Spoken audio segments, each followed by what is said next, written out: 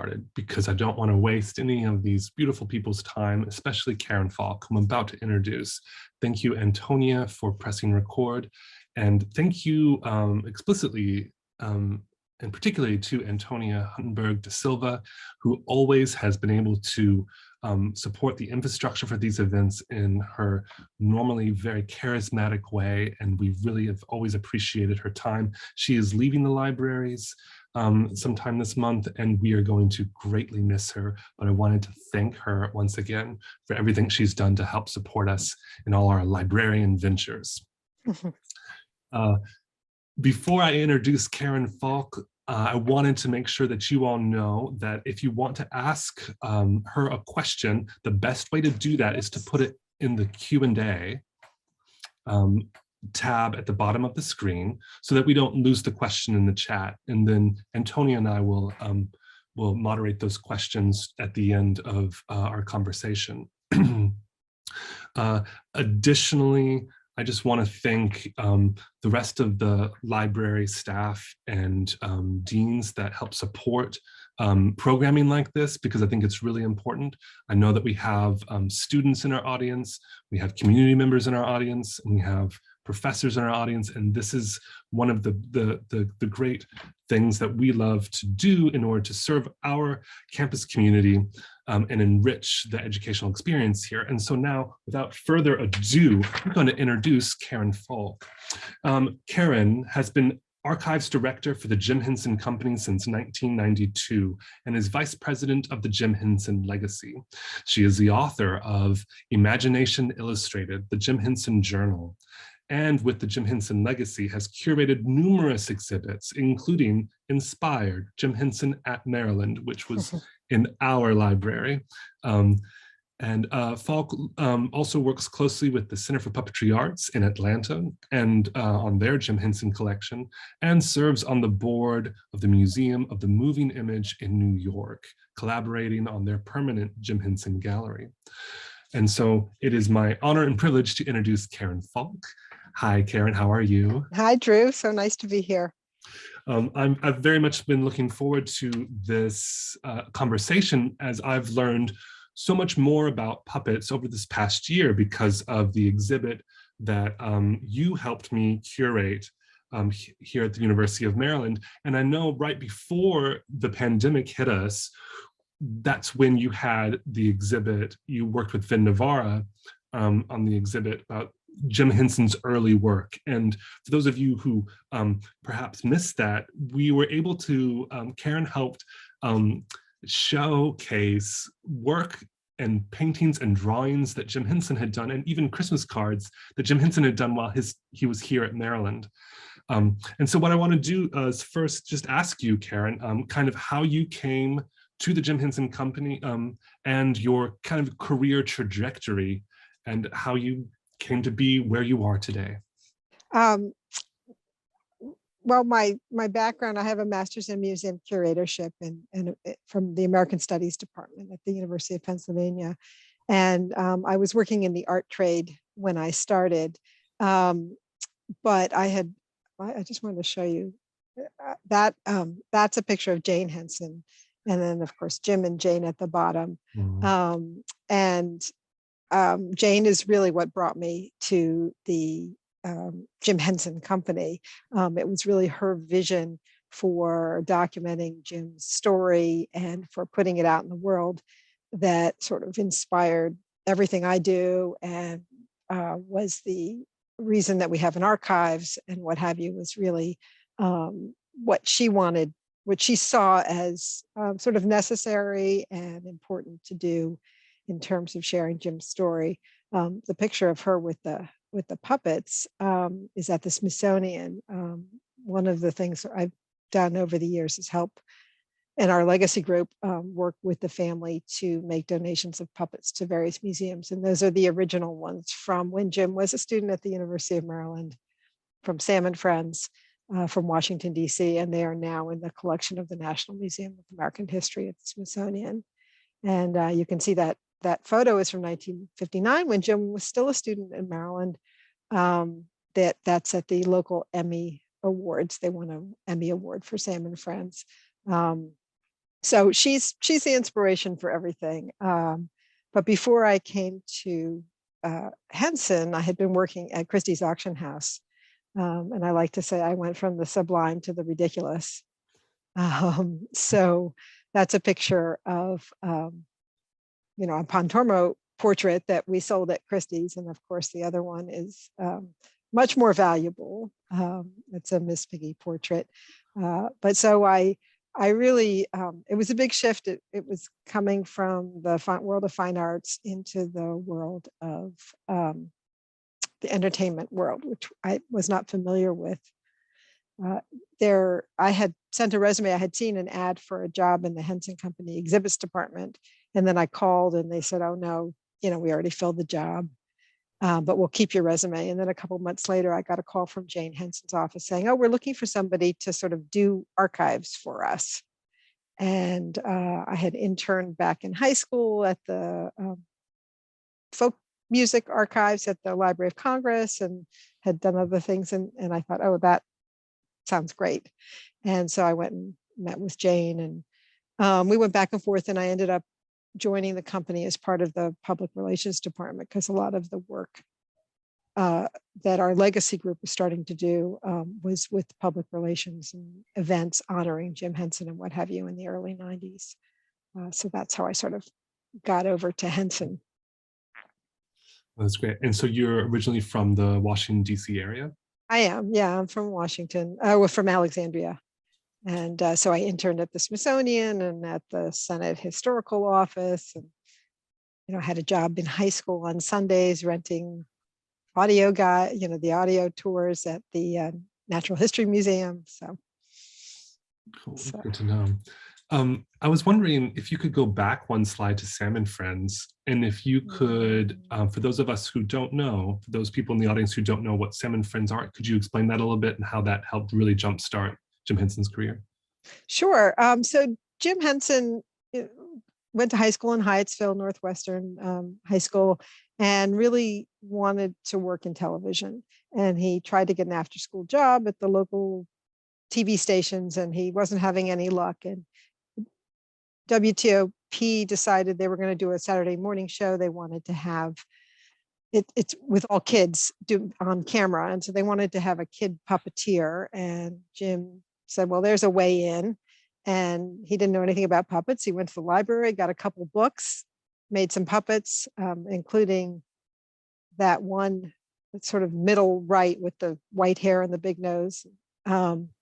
And went and auditioned and got the part. And the show only lasted for a few weeks, but he was seen by somebody over at WRC who invited him in the fall of 54 to come, or summer of 54, to come and start doing some puppets on their daytime variety shows and that kind of thing. And so that was just at the time he entered the University of Maryland. So he started his college career and his television career simultaneously. And so he started making some puppets, which he almost from the beginning called Muppets. And in the spring of 55, he was offered his own 5-minute show, which was called Sam and Friends. And it featured this sort of repertory company of characters. Sam is there in the middle with the big eyes. And of course, the guy to his left or to his right, our left, is Kermit before he was a frog. And Jim performed for 5 minutes, and Jane worked with him from the beginning. It was sort of a show where they would lip sync to popular music or comedy records. And then over the course of the 6.5 years that it aired, he started writing scripts and doing more original material. My colleague from the Jim Henson Legacy, Craig Shemin, is writing a wonderful book. It's a deep dive into Sam and Friends. And he's hoping to have it out by the end, by the fall, before the end of the year.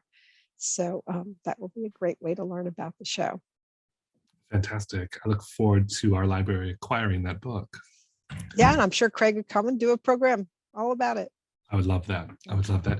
Thanks for that. Because it's just such a formative experience for Jim at that time, and how I've always, once I heard his story, I always thought it always reminded me of Shakespeare, how Shakespeare was not only like the artistic director of the Globe Theater or any theatrical adventure for him, but he was also the business manager.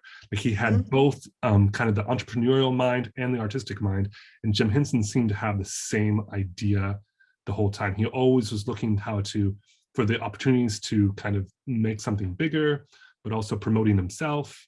And I think that's a great lesson for people who want to try to just make it.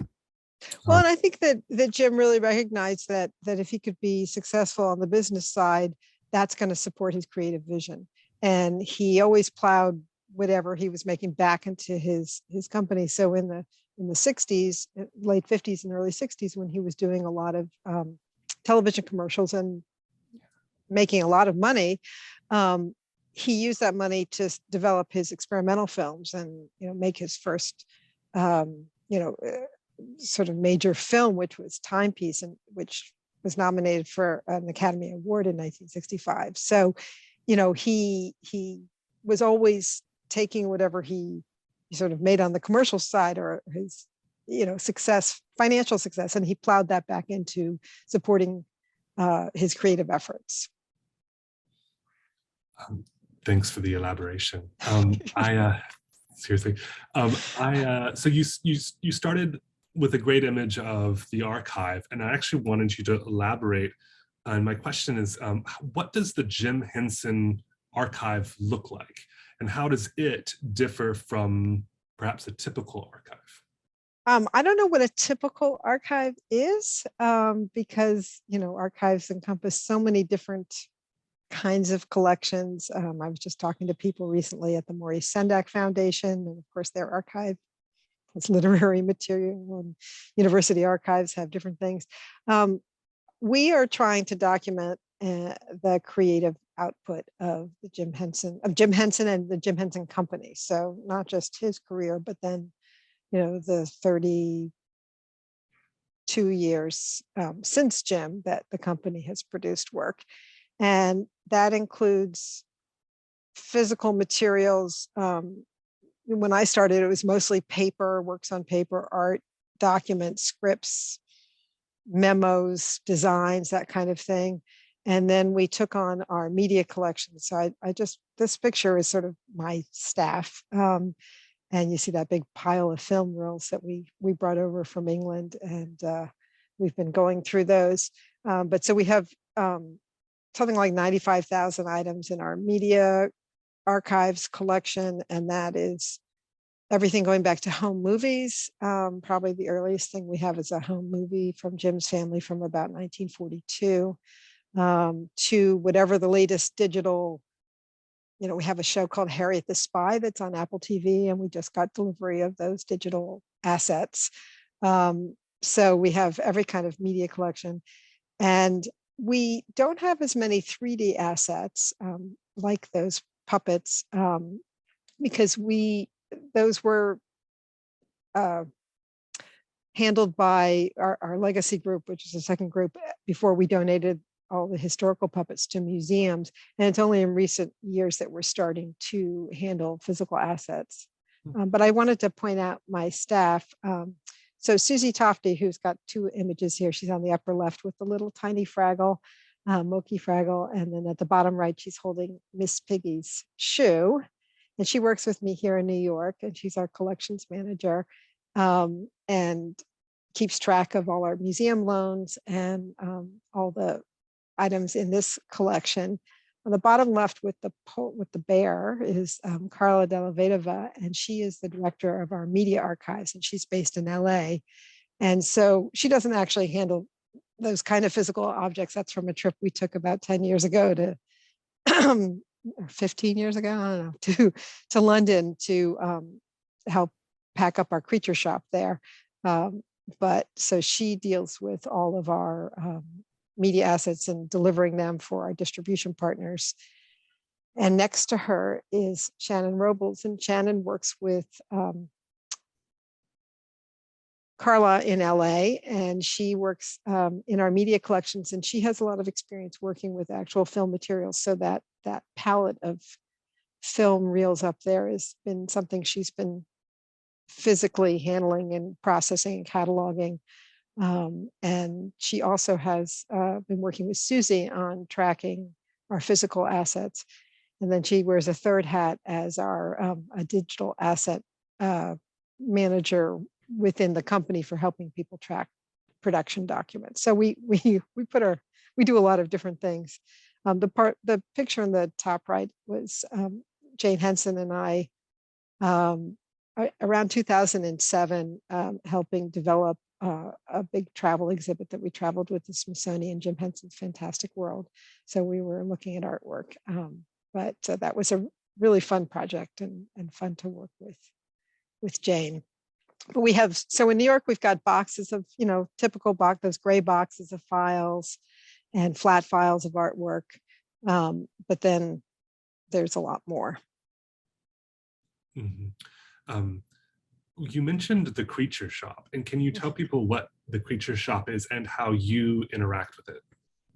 Well, Jim Henson's Creature Shop is the place where we build our puppets. And the one in New York was originally called the Muppet Workshop, but now we have an umbrella title for all our workshops called the Creature Shop. That originally started in London for the Dark Crystal. I don't know why I'm getting that. Oops. Sorry. And it's physically here in New York, we make mostly soft puppets, and the location is right behind that wall behind me. So it's very exciting to come to work and see what they're building. They build all of the puppets for Sesame Street, and then their other clients, they built the puppets for our new Fraggle show that we have on Apple TV. And then in Los Angeles, we have a big Creature Shop that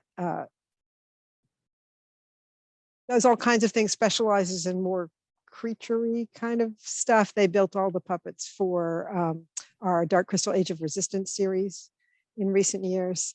And we work with them to track what they're doing. After productions, we've been now working with them in terms of tracking assets, what to do happens with the puppets. We help make sure that their work is represented with our museum partners. So there's a lot of back and forth. And then they also do conservation work for our museum partners.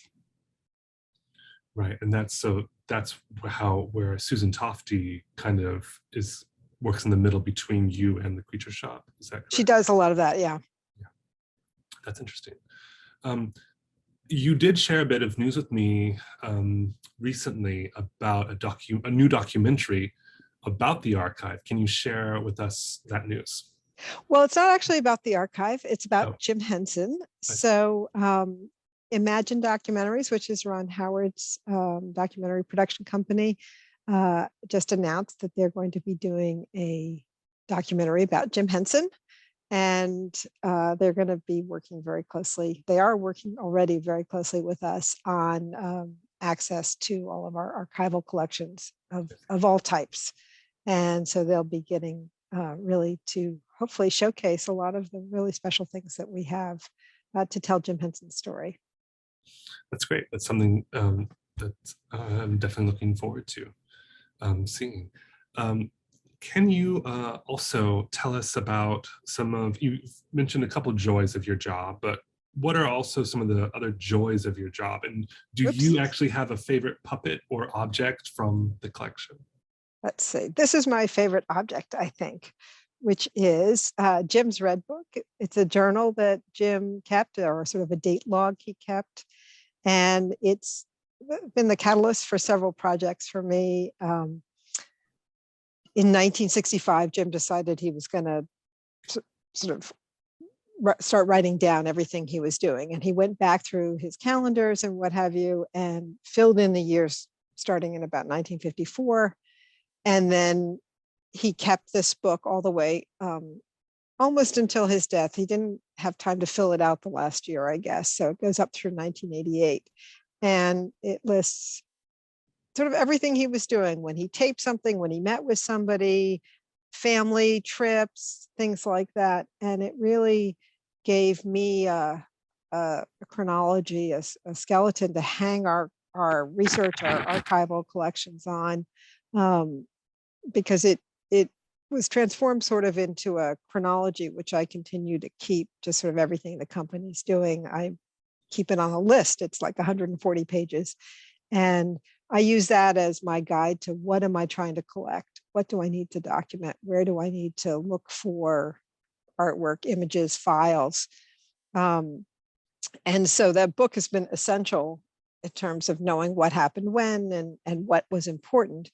But then I was able to transform that into a blog, which Jim's Red Book, which you can see the sort of layout of it there, which is on our Jim Henson, our Henson.com website, henson.com/Jim's Red Book. And then that I was able to use as a basis for this book that I did in 2012, Imagination Illustrated, the Jim Henson Journal. And that was just such a wonderful project. For the website, I wrote about 750 blog posts, doing deep dives into all sorts of minor little things. It gave me an opportunity to show off stuff from the archives. Like you can see you can see his passport there. So it just was really, fun to be able to take that and make hay with it, as it were. Yeah, wow. It's amazing that Jim Henson had that foresight, or I mean, I'm sure it helped him collect his own thoughts, but what a great treasure for archivists and other people who want to study Jim Henson. And I know that people are responding to the chat in the same way. That's really amazing. And so you said that we can actually look at this blog is still up at henson.com. It's henson.com/Jim's Red Book. Oh, no punctuation, all run together. Great. And that's amazing. I do want to just take a moment here and make sure, I think I failed to introduce myself. I'm Drew Barker, the Performing Arts Librarian at the University of Maryland. And I also want to remind people that if you have a question for Karen, as we're talking, you can jot that down for the end, or you can go ahead and put it in the Q&A button at the bottom on the menu bar, and we will be able to not lose that question in the chat. But feel free, of course, to keep chatting in the chat as we go. You mentioned a couple details about your job, Karen, and I wanted to maybe have you elaborate on kind of your job as an archivist. And I mean, you have a very unique position, but what do you think is one of the most important duties or responsibilities you have as an archivist? Well, it's really evolved over the years, because I've been here 30 years. And when I came in, I was sort of a lone arranger, as they say, lone arranger. And my main role was to build the archives. And so find stuff around, look at these chronologies and say, what do we need?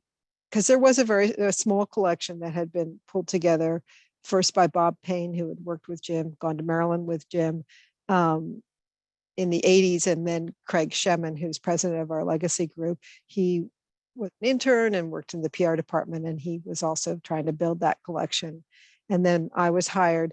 And so there was some artwork, there were Jim scripts and things like that, but there weren't files particularly, and that's really where I started looking. And I always have had somebody, a part-time assistant archivist, helping me to catalog. And so, getting this stuff, documenting it, cataloging it, of course, has been a really important part of my job. But at this point, I don't do as much of that, because my job has then changed to include the curatorial work. And I just wanted to show you this a little bit. I was astounded when I started by Jim's hand-drawn artwork, because when I started, I was, I liked the Muppets, but I didn't know that much about them. And I certainly had never seen any of his little doodles and drawings, his original designs. They really hadn't been exhibited or anything before. So one of the first things I pushed for is to do an exhibit of Jim's artwork. And we did an exhibit called Jim Henson's Designs and Doodles in New York, which then sort of got incorporated into a bigger Henson exhibit over the years. And people hadn't seen this artwork before, and it became the basis for a lot of sort of design work that was done out of this company. And we were able to develop not only the exhibit and this book, but licensed product. You can see that doodling with Jim Henson book and that little creature.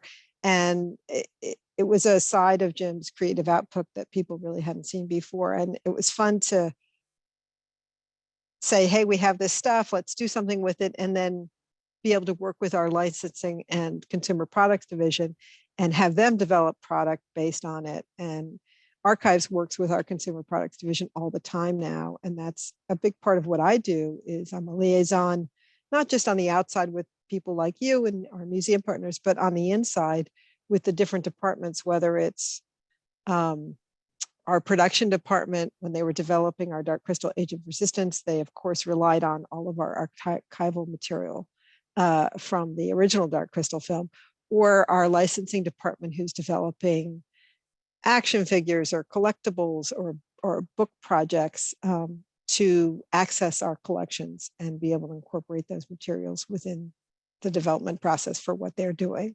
So I'm very much an ambassador for the Archives now, and which I love. And I get to work with so many different people, whether it's within the company, the creative people, the puppet builders, or the people producing television shows, or the people in the outside world. So people like you and our museum curators that we've partnered with. So that's been a really great part of my job. And while I do, sit and catalog things from time to time, my colleagues in my department tend to do a lot more of that. But it is nice to have a chance sometimes to go through things. We recently pulled a box of financial files from the late 50s and early 60s. So ledgers that were handwritten by Jim. And it answered some questions that I had about, what something was or when something happened. We've been talking a lot among our museum colleagues and with the documentary team about some of Jim Henson's early animated films. And we were able to pinpoint exactly when he bought his animation equipment. And that was kind of a fun thing to find. So I do love, doing that dive into the collections as well. That's great. And you mentioned collections and collaborators. And I was wondering if you could talk about your offices in New York and your work in New York and exhibits in relation to a place like the Center for Puppetry Arts in Atlanta. Okay, well, here, I've got some. Oh, there we go. Wow. Wait. There, the Center for Puppetry Arts. Oh, no, that's the Museum of the, okay, we'll start with the Museum of the Moving Images since I'm there. Okay. So the Henson family, well, Jane really started this organization, the Jim Henson Legacy, and she brought together friends of Jim's and people who'd worked with Jim to help preserve and present Jim's body of work and make sure his story was told and that people had access to his creative output. And so I've been part of that group since the 90s, and it was that group that took charge of the sort of historic puppet collection. So the original characters and what have you from Jim's lifetime. And it was about 1,500 puppets. And Bonnie Erickson, who was the executive director of the Legacy and on the Legacy board, and Rhoda Cosme cataloged and took care of those puppets, and with the idea that we would maybe open a Jim Henson museum. And our Legacy group did a lot of research to that end, and we decided that we were better off partnering with an existing institution that already had the infrastructure of a museum to showcase Jim's work. And we really lucked out. I mean, it happened that the Center for Puppetry Arts, well, here, okay, we'll go back to that one. There we go. The Center for Puppetry Arts in Atlanta was building their own Worlds of Puppetry museum. And Jim and the family had a long relationship with the center. And we said, well, what about if we give you a lot of Jim Henson puppets? Would you make that part of your museum? And of course, they were thrilled. And their museum, which was open about, I would say, 6 years ago, is half international puppetry. And you borrowed some of the puppets from their collection for your exhibit. And then the other half is about Jim Henson. And we, they were gifted, I don't know, close to 500 objects, puppets and props and costumes and things like that. And then we've also provided images and artwork and what have you to help them tell the story. And that's a permanent exhibit. And they rotate puppets through, and sometimes I help them with research on the puppets if they have questions about who made it or where it came from. They also do special exhibits. So they did a special Dark Crystal exhibit. They did a special Labyrinth exhibit. We did recently give them puppets from Age of Resistance. So they did a beautiful Age of Resistance exhibit. And so I work with their curatorial team to help them with research, access to images, artwork, that kind of thing. But that's really been a wonderful relationship. And then the Museum of the Moving Image took our Jim Henson's Fantastic World Travel exhibit in 2012, I think. And they're here in New York. And I always thought they were a great museum to tell Jim Henson's story, because Jim really was an artist of the moving image. But what was on screen really was his art. I mean, I love the drawings and the puppets and all those things, but in the end, final product was really what ended up on the screen. And so it just seemed like a really great place to tell his story. And they said they would be interested. We had more puppets to give away, and they said they would be very interested in having them in their collection, and they would build a permanent Jim Henson gallery there, which they have done. And it opened in 2017. And I worked with them all the time because we have lent them a lot of archival materials that we try to rotate in the exhibit and change out. Every year we try to change some things. And work with them on that. And then they have a travel version of the exhibit that just opened in San Francisco. So I've been helping the museum out there with programming. And of course, we also lent things to the exhibit. So those are two really special, important relationships. And it gives me this, my master's is in museum curatorship, so I don't work in a museum, but I get to do a lot of things that I wanted to do coming out of college in terms of museum work. Thank you. That helped me, and I think others understand kind of where Jim Henson's physical legacy kind of lives now in this country, at least. I just want to, something to also keep in mind is at the National Museum of American History, they have a smaller collection of about 31 puppets, but they do have those original Sam and Friends puppets. And they're opening a big history of entertainment exhibit. I don't know whether it's the end of this year or maybe sometime next year, called Entertainment Nation. And it's going to feature some of their Henson collection as well. And then we also gave some things from Jim's feature films, Dark Crystal and Labyrinth, to the Academy Museum, which opened in Los Angeles last September. And so there's a few items from the Dark Crystal on exhibit there. And then we lend things to other museums as well. That's great. Yeah, and that kind of was leading to my next question. Like, how many exhibits do you typically help with during the course of a year? I know it probably waxes and wanes in weird ways, but typically, how frequently are you helping with exhibits? Well, certainly with Museum of the Moving Image and Center for Puppetry Arts, we're in touch all the time, and because there's always something going on. It's less to do a special exhibit like the one we did at Maryland in 2019, the Inspired exhibit.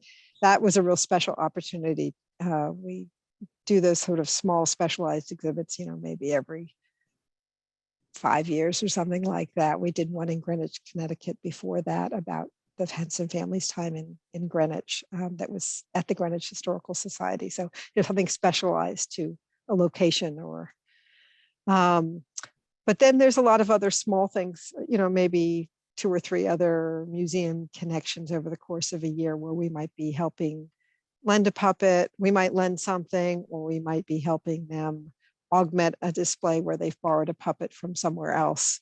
But it's great. I have, you know, made professional and personal connections now at museums all over the world, really. That's great. Thanks. Thanks for that elaboration. My next question is kind of directed towards some of the students that might be in the audience right now. And I wanted to know what you thought, not only right now, but throughout the course of your career, what you think are some of the most important skills for graduates to think about as they start their own career in museums, archives, or libraries. Well, I think that digital skills are like got to be the most important things right now. I actually, let me see if I can find the picture that oh, no, the other way. That picture I added. These are some drawings that were with some scripts, and we hadn't ever scanned them, and we recently sort of rediscovered them and scanned them. But I just wanted to remember to talk about digital skills, because it's not actually an area that I have very strong skills in, and our collecting in recent years for any current projects are almost all digital materials. And I think every museum, every library, every archive is grappling with this, you know, coming up with protocols for collecting and preserving these digital items. And so get as much many digital skills as you can in those areas, and that you really bring something of value. Obviously, I do a lot more sort of curatorial work now, so I'm using collections to tell stories, and that takes you know, analytical skills and writing, being able to write clearly, communicate clearly is important. Also, just to be open to sharing. It's a very Muppety thing, but I find that I have been able to do so much because I am connected to so many different people, and everybody's so generous about sharing information and sharing resources and introducing one person to another. And so I certainly try to do that if I know somebody I'm working with at one museum and there's somebody at another museum that they could work together. I try to make those connections because it's certainly been very valuable to me. And we here at the University of Maryland have certainly benefited from your sharing, so we appreciate that. I want to take this opportunity before we open up the Q&A for you to talk about any of the slides that we haven't talked about yet. Let's see. I'm just going to kind of let you free range that. Okay, so these images represent those other exhibits that I was talking about, that some of the more fun ones we've worked on. You see at the bottom center is the Inspired Jim Henson at Maryland, and that was such a great exhibit. And it was nice to have an opportunity to really do a deep dive into a very specific topic about Jim, because there's so many different stories you can tell. And I love the idea of telling a story at a place where people should be interested in that story. I think Jim Henson's experience at the University of Maryland, the coursework he took, not just the fine arts courses, but the advertising business courses, things like that, costume design, were so essential to giving him those artistic foundations for his work. And so that was a really fun exhibit. The Jim and Jane Henson thing, Creative Work, Creative Play, was about their family life in Greenwich, Connecticut, and how the work that they were doing and the experience they were having at home with their kids completely fed into what they were going to contribute to Sesame Street and the development of that show. And we did that in Greenwich, not too far from the home where they had their family. And so that was, again, a really fun, specific project, and a wonderful community there that worked with us on that. You can see Kermit playing the banjo. We worked with the American Banjo Museum in, I'm blanking, Oklahoma. And no, anyway, but it was a great exhibit because Jim loved the banjo, and Kermit, of course, played the banjo. Jim didn't play the banjo, but Kermit did. And that banjo in the background is one from Heather Henson's personal collection. It was the banjo played by the house musician on the Muppet Show, the studio band. And the head is autographed by a lot of the Muppet Show guest stars. So it's a really special banjo to Henson history. So it was an opportunity there to, again, talk about a very specific thing in a very specific place. The one right in the center at the top is the Mississippi Art and Entertainment Experience. And of course, Jim was born in Mississippi, and he was inducted into their Hall of Fame. And they have a wonderful museum there all about Mississippi artists and entertainers. And we worked with them to help them have Jim Henson as part of that.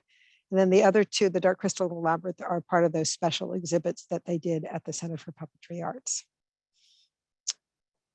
Let's see, now that one you've seen.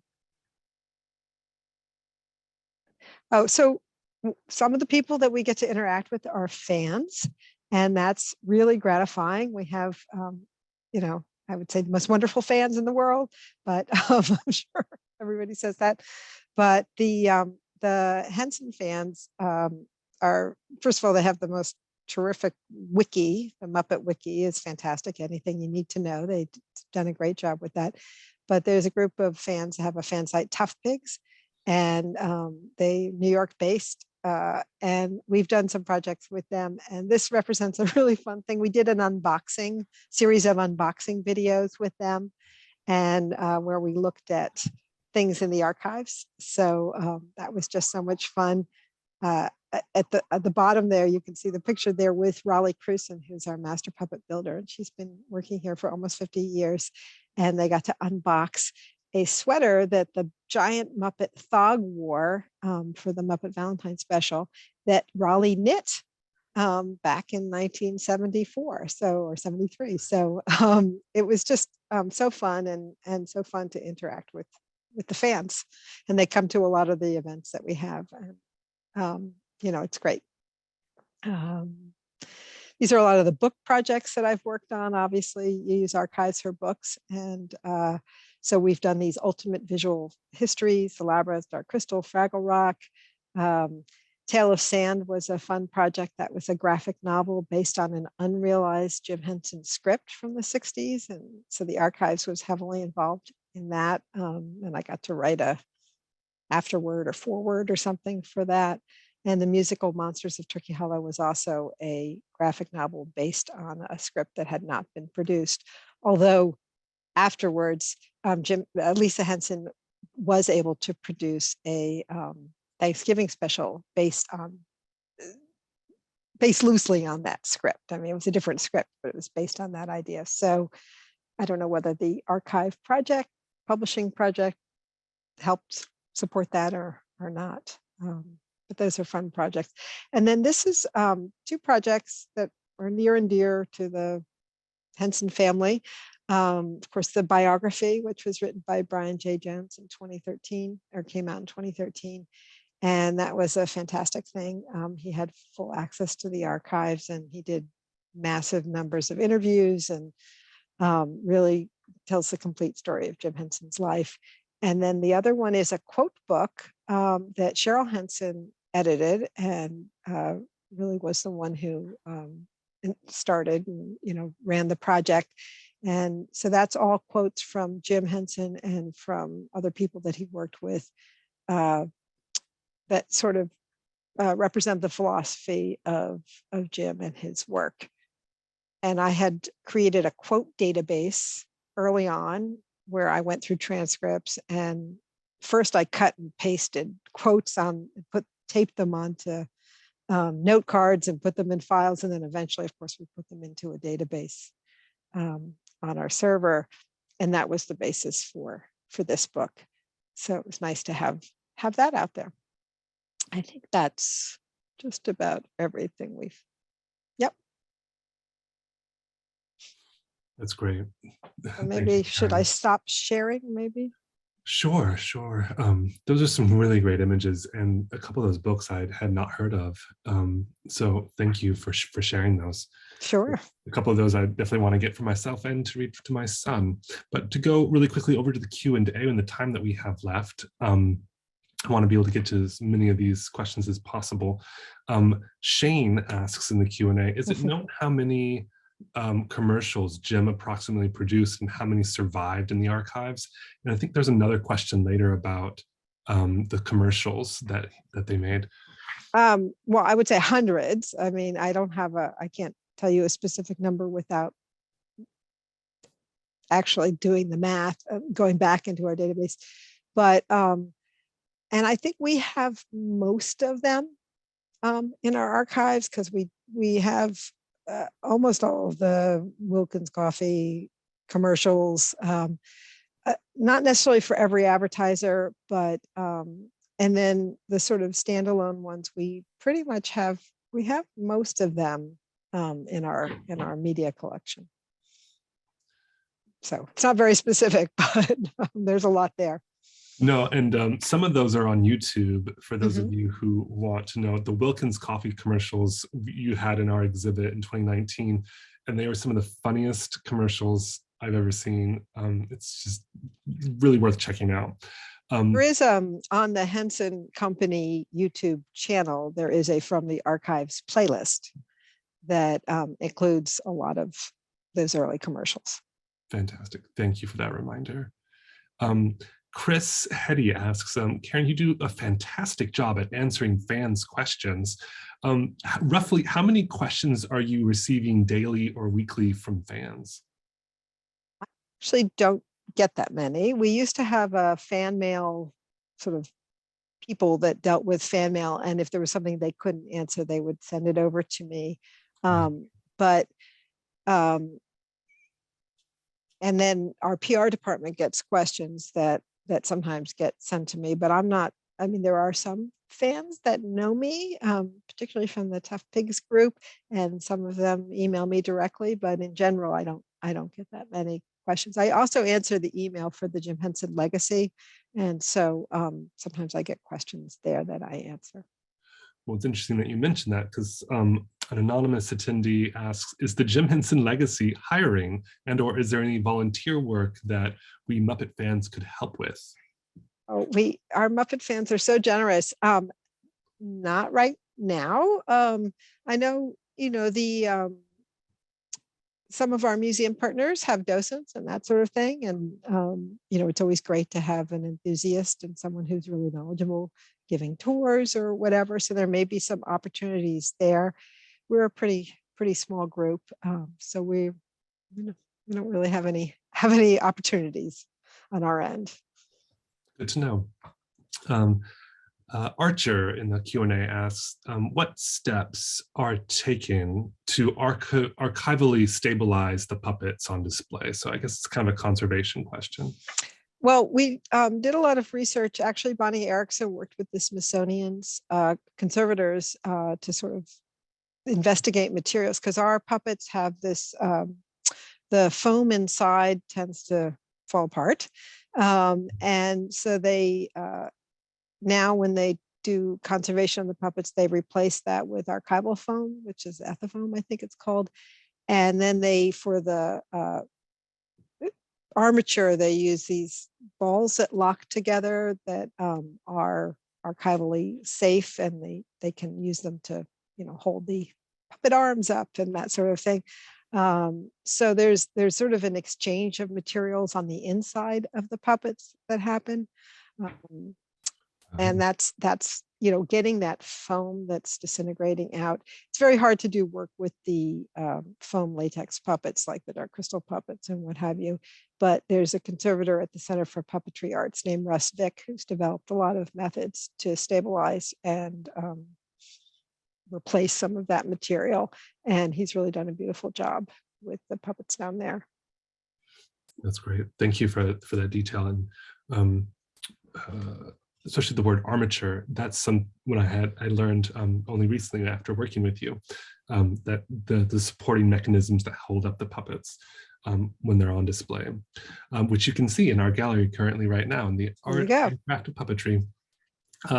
Really quick, there was another question, this one from Mary Kate, and she asked, can you speak on the Street Gang project? The Street Gang Project was a recent documentary about the beginnings of Sesame Street. And so that was done by an independent production company. And of course, I had to work mostly with Sesame Workshop, which are the producers of Sesame Street. And they have their own archives there. But they did work with us to a certain extent in terms of, we gave them access to materials in our collection, and some of the video materials we had, whether it was the original sketch of Big Bird or maybe some behind the scenes footage. But it wasn't an in-house project or anything like that. Let's see. Looking at the Q&A, and we have lots of questions, and I wanted to pick up one. You mentioned a little bit about the digital collections. This question is from Chris again. And he asks, is there a digital, he or she asks, is there a digital collection so that the West and East Coast can access the materials? And are you mailing things back and forth? So yeah, how often do you get requests for digital items versus some of the physical items, I guess is another way to ask. Well, I mean, for exhibits and things like that, we certainly, provide digital scans and files and things like that. And this big Jim Henson documentary project that's coming up, we're loading drives with materials, and there's uploads and downloads. But in-house, we do have sort of a SharePoint interface that my colleague Shannon Robles oversees, that allows, it's sort of in the cloud, so it allows us with new materials for our production teams to load stuff on there, and for us to be able to access it from any location. We just changed archive databases. We have something called Archivera, which is now also in the cloud, so that our colleagues in LA can access our database. And we don't have all of our digital files attached to it, but at least they can see what we have. And then the same thing with their database, our media database, we can access in New York. So there is a lot of access between our New York and LA locations for us to be able to see materials, but there's a lot of uploading and downloading that happens too in order to share items. Thank you for that elaboration. Archer asks, and I guess this is another elaboration question, are there any other great untold stories that Jim started but didn't have the chance to realize? I know you've mentioned a couple of those already, but did any other stories leap to mind? Not offhand. I mean, we have a bunch of scripts. I mean, there were funny things, like he wanted to do, holiday specials are always big on TV, Christmas specials and Valentine's, and Jim did some of those, but he had a pitch for a income tax day special, April 15th. So with Jack Benny, who was notoriously cheap, if you remember. So that's kind of a funny thing. And there were some things in the 1960s, some experimental things, the Muppet Machine and what have you, which we've shared his proposals on in our various books and exhibits and things like that, but didn't get made. We have tons and tons of development material. There's a lot of different shows. One show he was working on in the early 1980s was called Star Boppers. And again, there's information out in the various websites and books about it, but it was going to have a digital background. This was in the early 80s, and Jim was very interested in computer stuff, and he was excited to have a show where there were puppet characters within a digital environment, which he did realize Song of the Cloud Forest, sort of like that. Jim Henson Hour, there was some of that. But I guess it really was Webulous World of Dr. Seuss, which came after Jim's passing, where we actually had a fully digital background, but he was very interested in that early on and looking for ways to utilize those types of technologies. Great. Another question from the chat says, oh, how many people are employed at the Jim Henson Archives? And I guess in the various locations. Well, we're 4, but we're not, we all wear 2 hats, or we're part-time, or, you know, so it's 4, but it may be a total of 3. I don't know, something like that. I see. So everyone who you had pictured, yeah, on that one slide, that's kind of that's your crew, right? Cool. And in your offices where you are, like, so there's archival materials there, and there's the creature shop, but there's also all other offices. Was it Cheryl that I saw one time in one of our meetings, that her office is right around in that area too? Yeah, she's next door. So the Jim Henson Foundation, Cheryl's president of that, and they support theatrical puppetry and puppetry artists in America, is here in our offices. Our offices in New York are really our workshop space, the Jim Henson Foundation, and the archives. LA is our headquarters, so that has all of our other operations, and our media archives is there. But we have offsite storage as well. Indeed. Good to know. Another attendee, anonymous attendee, asks, is there any kind of special collections like this at the Performing Arts Library, including Henson items or others, and how can I access them? That's an excellent question. We actually have a limited amount of Henson materials here at the Performing Arts Library.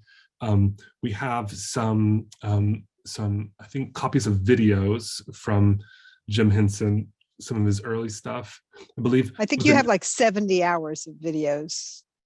That sounds about right. Yeah. And then we also have a new collection that you can access when you're on campus.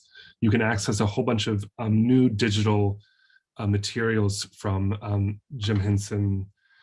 Everything from like little workshops, documentaries he did about puppetry for public television, to, I think, some older Salmon Friends videos, if I'm not mistaken. I will try to find a link for that and throw it in the chat. But we do have some materials. However, like Karen has talked about, some of those are owned by or kept in her archives or at some of the museums now. So you have photography in your collection. You have those Phil Geraci photos.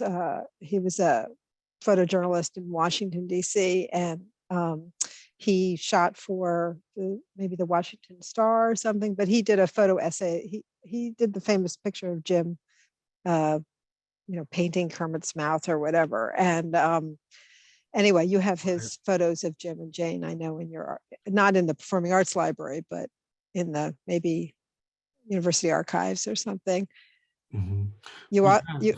Yeah, I'm sorry. I was going to say, you also have the the Children's Television Workshop collection in the National Public Broadcasting Archives. Right. Yeah, they are in a couple different collections.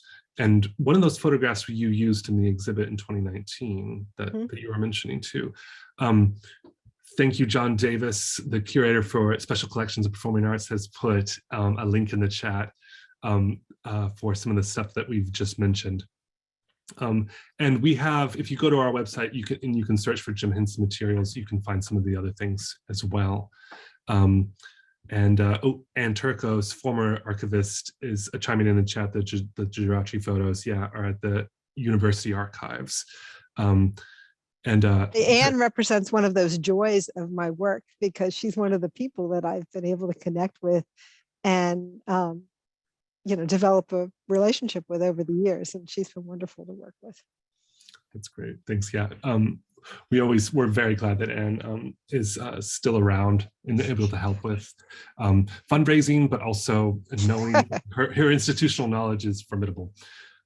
So let's see, there was another question from Valerie in the chat, and she asks, are there any plans to re-air the Jim Henson Creature Shop Challenge show or add the full episodes to a streaming platform or season 2, because don't know. her family loved that show. It was a great show. And again, Archives got to work on that because they did things like show the original Dark Crystal, the crystal itself, which they borrowed from us, which is now in the Academy collection, as part of the set dressing for their show. But unfortunately, I don't know. That's my answer. I hope so. It's a great show. That was a show that I didn't even know about, so that's Yeah. good to know. We are at time now, and so I just want to thank you so earnestly for giving us your time, but also in the spirit of the Muppets, just sharing your knowledge again with us, and for the Jim Henson Company being so generous with their time and resources as well. If you want to find out more information, people are dropping some awesome links in the chat. I will keep that open so that you can maybe open those in your tabs. But thank you again, Karen Falk, for your time and your special knowledge. Oh, well, Drew, it's such a pleasure. I really appreciate your enthusiasm and that you're giving us a showcase to show off our Fraggle. And it's just always such a joy for me to work with the people at the University of Maryland Libraries. It's been a great experience over the. Thanks. You're very, very kind to say that.